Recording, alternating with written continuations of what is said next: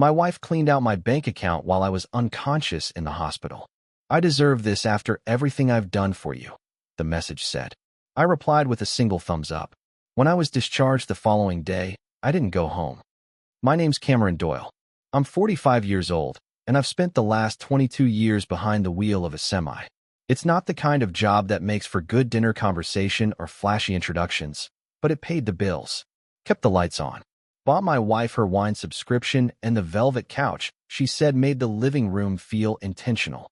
The kind of life people drive past without noticing. Ordinary, durable, until it wasn't. I'd been ignoring the chest tightness for weeks, maybe months, brushed it off as stress, bad diner food, too much gas station coffee, and not enough sleep. I told myself I'd get it checked after the next haul.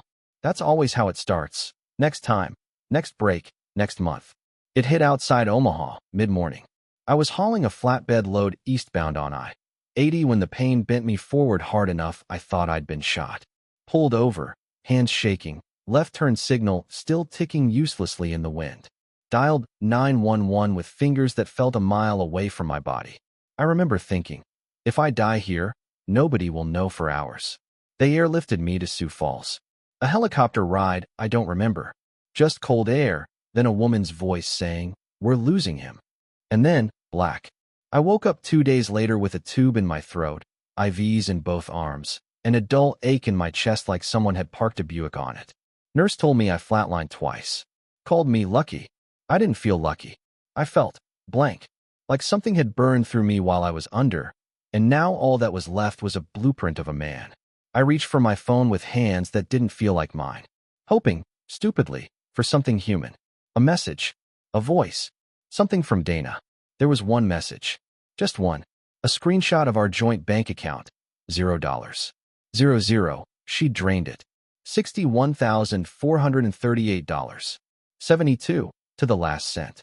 My emergency fund, my truck maintenance account, the retirement cushion I'd built in long nights and cracked knuckles. Below the screenshot, she'd typed 7 words. I deserve this after everything I've done. I stared at it for a long time, trying to feel something. Rage, disbelief, heartbreak. But all I felt was stillness. The kind of stillness you get when the engine dies on an empty highway and all the sound disappears. I hit the emoji menu, picked the thumbs up, sent it. Then I set the phone down and stared at the ceiling until morning. The doctor said I couldn't drive for 6 weeks. No stress, no excitement, just rest. He asked if someone was picking me up. I lied, said yeah, told him my wife would be here. That night, I called Jeff, my brother. Construction foreman, 2 ex-wives, a pickup that sounds like it smokes cigars. We hadn't talked in months. Not because of a fight, just life. Need a favor, I said. Name it. Need a place to stay. Can't go home. Dana doesn't know where I am. He was quiet for a beat. She doesn't know you're alive? Oh, she knows. She just doesn't know I'm not coming back. I met Dana at a gas station in Wyoming. She had a flat tire and no idea what to do. I was the guy who stopped to help. Thought I was a damn hero because I knew how to work a jack. Funny how the same thing that makes you a hero one day becomes invisible the next. We got married 6 months later. Quick, but not reckless. I was 30. She was 27. Old enough to know better, young enough to believe in forever. She never liked the time I spent on the road. Said it made her feel like she lived alone. But she liked the money. Liked what it bought. Liked when people at the salon asked about our house, our car, our trips. I called her every night. From Kansas City, from Flagstaff, from gas station parking lots in New Mexico. Told her where I was, when I'd be back. Some nights we talked for an hour. Over the years, it shrank to 10 minutes. Then just a text, made it to Nashville. All good. I thought that was normal. I thought that was just marriage settling in. Now I realize that was her letting go. Jeff picked me up from the hospital the next day. Didn't say much. Just nodded when he saw me, handed me a coffee, and drove back to his place. His guest room smelled like sawdust and old magazines. I liked it more than I'd ever liked our bedroom. Does she know you're here? He asked. No. You want me to tell her if she calls? No. We sat in silence for a while. Then he asked, she really took everything? I nodded. What are you gonna do? I took a sip of coffee. Didn't taste like anything. Get some rest, I said. Doctor's orders. But I didn't sleep that night. I stared at the ceiling for hours, remembering all the little things, her suddenly changing passwords, taking weekend trips with new friends, texting under the table, laughing a little too hard at her phone. I'd missed the signs. Or maybe I just didn't want to see them. But I saw them now. 3 days later, I got a text from our neighbor Harold. Haven't seen you around. Everything okay? Dana's got some guy over. Thought you should know. I stared at the message for a long time. Didn't reply. Didn't need to. Because that's when I understood. She didn't just take my money. She took the last 15 years and threw them out like a torn receipt. But she also did something else, something she didn't mean to. She gave me back my freedom. And I was going to make damn sure she regretted it. They say revenge is a dish best served cold. What they don't say is how much discipline it takes to wait until it's chilled just right. That kind of restraint, it doesn't come from anger. It comes from clarity. And after waking up alone in a hospital bed with a heart patched back together and a bank account stripped to zero, I'd never seen things so clearly. I didn't tell Dana I was out of the hospital. I didn't respond to her texts. I didn't go back to the house I paid for. I didn't even drive past it. I sat in Jeff's guest room, let the quiet settle over me like fresh snow, and started thinking like a man who'd spent 2 decades planning every route, every pit stop, every way to keep a 40-ton rig moving forward without stalling. This wasn't rage. This was route planning. Step 1. Secure the paperwork. 3 days after I left the hospital, I walked into the downtown branch of our bank, not the little neighborhood one where they knew Dana by name and offered her peppermint lollipops while I waited in the truck. No, I went to the headquarters, wore a pressed shirt, shaved, told the teller I needed to speak with someone about financial misconduct. They led me to a woman in a gray suit who didn't blink when I showed her the screenshot Dana sent, the $0, 0 balance, and explained how it happened while I was medically unconscious. I watched her jaw tense when I said unconscious. She took notes. Professional, quiet, efficient. Because the account was joint, she said, we can't automatically consider this fraud. But we can start an investigation, especially considering your medical condition. We'll need hospital documentation. I'll get you what you need, I told her. And if this becomes criminal, we notify the police. I nodded. Then let's get started. Step 2. The lawyer. Jeff had a buddy, Blake. Used to ride motorcycles with him. Now a family law attorney with a downtown office and a stare like a bloodhound that hadn't eaten in 2 days. We met at Jeff's kitchen table. She cleared out how much? Blake asked, flipping through the preliminary reports I'd printed. 61,000. Change. He nodded slowly. And she knew you were in the hospital? Texted me right after. I flatlined twice before that. And the house. I refinanced it 3 months ago. In my name only. She said she was busy that day. I handled it myself. Blake gave me a look. The kind men give each other when something finally breaks your way. You might be in a stronger position than you think. Step 3. Lay low. I didn't respond to Dana's messages. Not when she asked where I was. Not when she accused me of being dramatic. Not even when she said, "You're scaring me, Cam. Just talk to me." That one almost got me. Almost. Instead, I shut the phone off, opened my laptop, and started going through every document I'd ever saved. Backups of truck logs, statements from our secondary savings accounts, insurance papers, medical directives, anything with my name on it. Megan, my niece, smart as hell, studying law, stopped by Jeff's place that week with a bag of groceries and a folder of her own. I pulled your medical records, she said. These prove you were unconscious when the transfer started. I looked at her. How'd you get these so fast? I'm dating a guy in records. Don't ask too many questions. Step 4. Surveillance. Late one night, I remembered something Dana probably hadn't. I'd set up home security cameras the year before. Dana thought they were just for show, a deterrent for porch pirates and raccoons. But they weren't just cameras. They were smart cams, backed up to cloud storage I controlled. I logged in, pulled up the day I was admitted to the hospital. Fast forwarded. There was a car I didn't recognize in the driveway the next morning. A man, tall, lean, walking our dog like he'd done it 100 times. He used my leash. Wore my damn sweatshirt. My Seahawks sweatshirt from the 2013 season. Then there was Dana. In the kitchen I built. Laughing. My laugh was gone. I made a list after that. Call VA loan department. Lock credit. Pull all bank statements. Print security footage. Find out who the hell that guy is. Then I put the list down and stared out Jeff's kitchen window. The porch light flickered. The world outside felt sharp again, like winter air before the first storm. I wasn't angry. I wasn't sad. I was preparing. Because if Dana wanted to burn our life down while I was lying on a table with wires in my chest, she should have made sure I stayed dead. It starts with a knot in the stomach that won't go away. Not fear. Not quite. Something more like anticipation. The kind of instinct you get after years on the road, when the truck hums a little different and you know before the check engine light comes on that something's about to go wrong. That's what those days felt like. Something was coming. I didn't know what yet, but I could feel it in my bones, in the way Dana went silent, in the way Harold's texts started to change, in the way I kept finding myself waking at 3:17 a.m. with the kind of clarity that doesn't let you go back to sleep. It started with a trip to the bank. A different one this time. Our old branch, the place Dana and I had used for years. The manager was still the same, remembered me by name. He offered me a coffee. I declined. I just need to review some transaction histories, I said, sliding him a notarized letter from Blake and a copy of my power of attorney. As he typed, I watched his face shift. His polite smile dipped just slightly. His eyebrows pulled in. He printed the pages. "You'll want to look at these," he said. I took them outside and read them on the hood of my truck. That's when I first saw the name, Daniel Spencer. A real estate agent. I'd never heard of him, but Dana had sent 4 payments to him, always just under $10,000, just under the reporting limit. Back at Jeff's, I Googled the name. Spencer ran a cash buyer firm. Fast closings, no inspections, no questions asked. All smooth talk and expensive hair gel.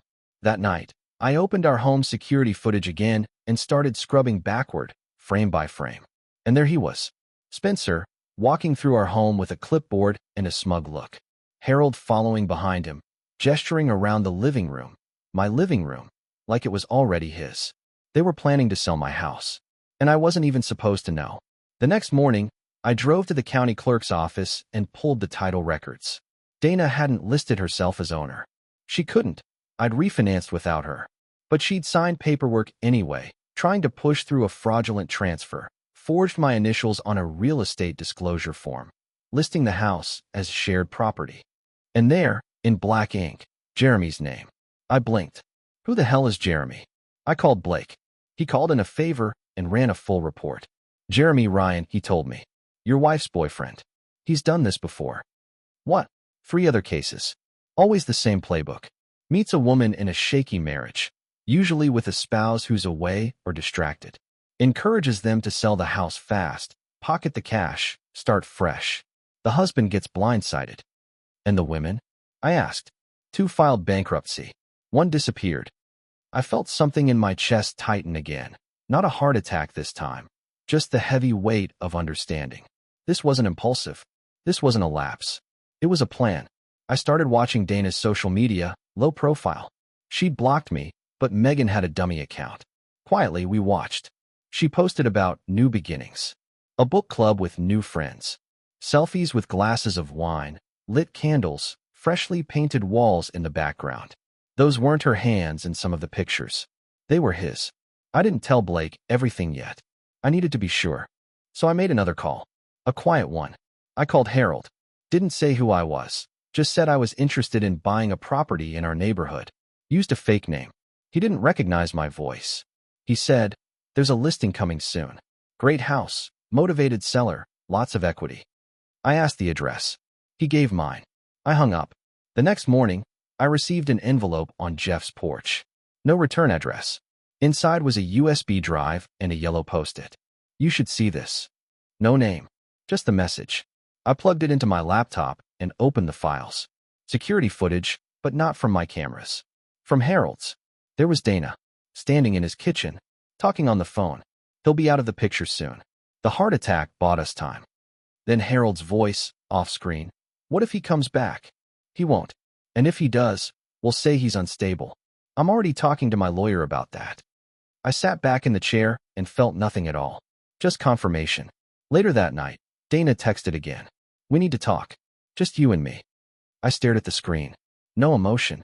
No shaking hands. She was getting nervous. She felt it. The air was changing. She just didn't know I'd already packed the storm. I didn't respond to Dana's message. Didn't need to. She'd already said enough. In the security footage, in the forged paperwork, in the withdrawals she thought I'd never see. You don't get to empty a man's accounts while he's unconscious and then ask to talk. You don't get to lie, cheat, forge his name, list his house behind his back, and then expect closure over coffee. Some doors, once they close, don't open again. And some men, once you bury them, come back colder. The next morning, I met Blake at his office. It was a brick building tucked between a bail bondsman and a nail salon. No pretense, just the work. We laid it all out: bank statements, forged signatures, security footage, real estate filings. He leaned back in his chair, flipping through the evidence slowly. "This isn't just a messy divorce," he said. "This is fraud, identity theft, and possibly a conspiracy to commit grand theft." He paused, tapping a forged signature. "This is your name on a refinance agreement you didn't sign. That's a federal offense." He looked at me. "You want to press charges?" I didn't answer at first, just stared at the paper. The stroke of the C, in Cameron, slightly off. She knew how I signed my name, but she didn't know it like I did. I finally said, "Not yet. I want them to sweat first." We filed an emergency petition to contest the refinance and freeze all assets. Filed a formal dispute of ownership on the house title. Notified the VA loan office that my military-backed property was being sold under fraudulent conditions. Then Blake leaned across the table. "We need a judge. Fast. Someone with teeth." He made a call. A contact from law school. We were scheduled for a hearing in 4 days. That afternoon, I received a text from Dana. "You went to the bank. They froze the accounts. What are you doing, Cameron?" I didn't answer. The next day, Blake got a call from Dana's lawyer, a shark named Patricia Wells, known for tearing men to pieces in court. "She's going to claim you abandoned her," Blake said after the call. "That you ghosted her after your medical emergency. That you're mentally unstable." I nodded. "Let her try." On the third day, Jeff drove me to our house. I stayed in the car, watched from the street. Dana's car was there. So was Harold's black Audi. 2 glasses on the porch table. Wine bottle half empty. My porch. My chairs. My home. I didn't need pictures. I didn't need proof. I needed the right moment. That night, a package arrived. No return address. Just my name. Inside was a stack of photographs. Harold and Dana. Together. Hugging in the driveway. Kissing on the porch. Holding hands at a rest stop off I-90. Timestamped 2 months before my heart attack. Then a letter. "You don't know me, but I'm writing because I saw what they did to you. They tried the same thing with me years ago. Harold uses women, manipulates them. Dana's not the first. Probably won't be the last. Thought you should have these before they disappear again." No signature. Just a final line. "Some people fight dirty. Some fight smart. You do both." Day 4, the hearing. It was a gray Friday morning. Dana showed up with her lawyer in a beige trench coat and red lipstick, like she was dressing for sympathy. I wore my only tie, black, clean, tight. The one I'd kept folded in a Ziploc bag in my truck's glove box for funerals. This wasn't a funeral, but something was dying today. The courtroom was quiet. Judge Harmon, old, sharp, cold-eyed, read through the filings with a face like stone. Finally, he looked up.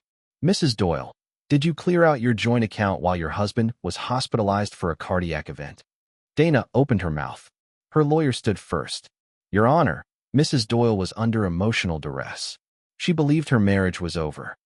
She believed it was over because he was unconscious, the judge said, not looking up. She had reason to believe Mr. Doyle was planning to leave her. Did she consult with him? Did she discuss her intentions? No answer. And the forged refinance. Wells stood stiff. "We dispute that characterization." Judge Harmon picked up the document. "This signature doesn't match Mr. Doyle's legal signature. We've compared it." He turned to Dana. "Did you sign this, Mrs. Doyle?" Dana's face flushed. Silence. Then, "I didn't think he'd wake up. You could have heard a pin drop." Blake didn't say a word. "Neither did I." Judge Harmon nodded once. "Emergency injunction granted. All accounts frozen. Property placed under court supervision. No sale, no transfer, no financial activity without explicit permission from this bench." He looked Dana in the eye. "You're lucky your husband hasn't pressed criminal charges. Yet." Then he turned to me. "Mr. Doyle, you may file for exclusive occupancy and protective order for the property. I suggest you do." Outside, Dana tried to approach me. "Cameron, please. It wasn't supposed to go this far." I walked past her like wind. Didn't speak. Didn't blink. She had torn apart a man who had loved her quietly and completely. And now? She could sit in the silence she created. The day after the court hearing, I sat in Jeff's garage, the door cracked just enough to let in morning light. There was a weight across my shoulders I hadn't felt before, not grief, not loss. Focus. I wasn't surviving this anymore. I was about to break it open. Blake called just after 10 a.m. Got something. He emailed over a financial trace. Dana's withdrawals from our accounts, sent to someone named Daniel Spencer. I'd seen his name once. Now it came back with full force. He was a real estate agent, specialized in fast, cash-for-home deals. But that wasn't all. Blake's voice on the phone turned low and even. He's connected to Jeremy Ryan. I stood up. How? They've worked together on at least 3 deals. Patterns the same every time. Woman in a rocky relationship, often married to a deployed or absent man. House sells quickly, often below market. Buyers anonymous, LLC. Funds vanish. A pause. You weren't the first, Cam. You might just be the one that caught them in the act. I opened the folder Blake sent. It had photos of Jeremy, full name Jeremy Ryan, mugshot from a 2019 DUI, and a court record from a fraud conviction in Nevada. Dana said she thought I was cheating. Projection. Classic. She'd been working with a career con man. I called Megan, my niece. I need everything you can find on Spencer's transaction history, especially anything linked to Dana or Harold. She didn't hesitate. Give me a few hours. While she worked, I made another call to Thomas. Thomas had been Dana's ex before me. I remembered her mentioning him once, in passing. Clean break, she said. Too clingy. Too emotional. She'd told me he proposed. Said she'd said no. That was a lie, too. I found his number through a mutual contact and left a voicemail. Thomas, this is Cameron Doyle. I know this is out of nowhere, but I think we've both been played by the same people. I need to talk. 2 hours later, Thomas called back. I never stopped loving her, he said, until I realized it wasn't her. It was them. Her family. Yeah, her parents. But Harold was around back then, too. A friend of the family, always whispering things. Said I was too intense, that I made her feel trapped. One night she came to me crying, saying she'd found proof I was cheating. I wasn't. But the damage was done. My blood went cold. They planted it. I couldn't prove it. But she blocked my number the next day. Never saw her again. I rubbed my jaw. Thomas, what if I told you she's doing it again? That she's working with a guy named Jeremy and a realtor named Spencer to flip my house without my knowledge? Silence. Then, tell me how I can help. That night, Megan called. I pulled Spencer's property transfers. Guess what? What? 4 of them list Harold Jensen as a referring party. Your neighbor. Dana's concerned friend. So Harold wasn't just the new boyfriend. He was part of the operation. The puzzle pieces started clicking into place. Jeremy targets vulnerable women, emotionally frayed, financially stressed. Spencer arranges quick sales through shell companies. Harold? He's the familiar face. The inside man. The one who builds trust. Offers advice. Encourages separation. Together, they build the trap. They use affection as bait. Then they sell the life out from under you while you're still bleeding. I gathered every document. Every name. Every timestamp. Every whisper of a pattern. Then I sent it all to Agent Patel with the FBI's Financial Crimes Division. She called within 24 hours. You're not the first, Mr. Doyle, but you're the most detailed. This confirms much of what we've been tracking. Multiple states. Dozens of victims. Do you have enough? We're close. If you can get us proof of intent, clear coordination, planning, knowledge of fraud, we can go after conspiracy charges. Proof of intent. That's when I remembered the footage Dana didn't know I had. The night after the hospital. She was in the kitchen, on the phone. He won't come back, she said. He's too proud. I'll say he ran off. That he's unstable. Once the house is sold, we'll start over. Then, Harold's already prepping the next listing. Boom. I pulled every clip. Cross-referenced dates. Added the audio files. Included the forged refinance papers. The fake listing from Spencer. Jeremy's police record. Harold's referral trail. Sent it all to Agent Patel. Her reply came 5 minutes later. You just opened the case.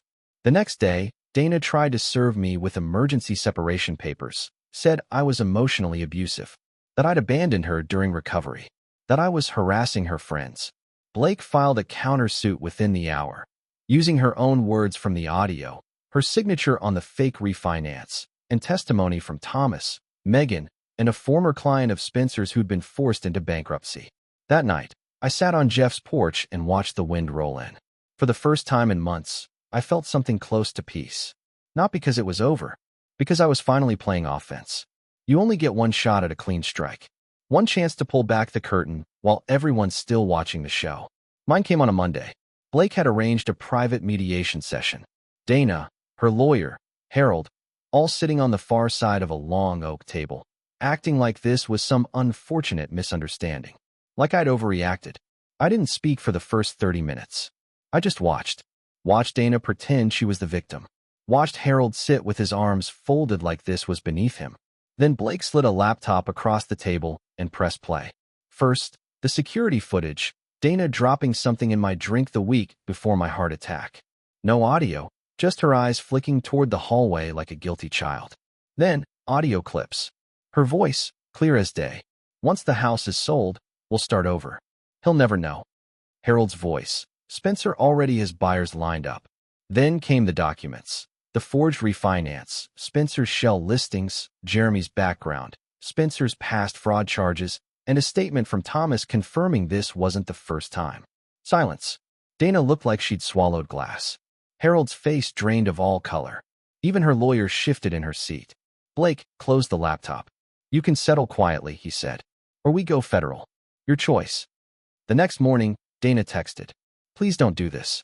We can still fix it. I didn't reply. I forwarded it to Agent Patel. That afternoon, the FBI raided Spencer's office.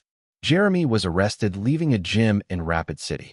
Harold went dark. Phone off. Social media scrubbed. It didn't matter. They had enough. By the end of the week, I got the call. Formal indictments. Wire fraud. Identity theft. Conspiracy. They were going down. And I was free. It was over fast.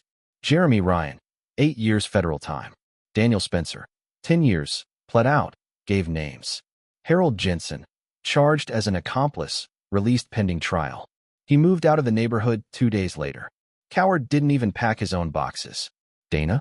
She signed a full confession as part of a plea deal.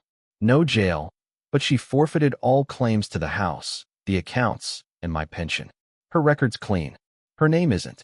The judge called it a textbook case of coordinated exploitation. I called it Tuesday. Blake handed me the final paperwork in a manila folder. It's done. No celebration. No high fives. Just silence and relief that didn't feel like victory, but like exhale. I walked out of that courtroom a divorced man, but not a broken one. I didn't go back to the old house. I sold it. Quietly. Cash buyer. Fair price. Moved 3 hours west to a town with one stoplight and a sky big enough to breathe under. Bought a small place with a wide porch. Planted tomatoes. Got a dog. Named him Diesel.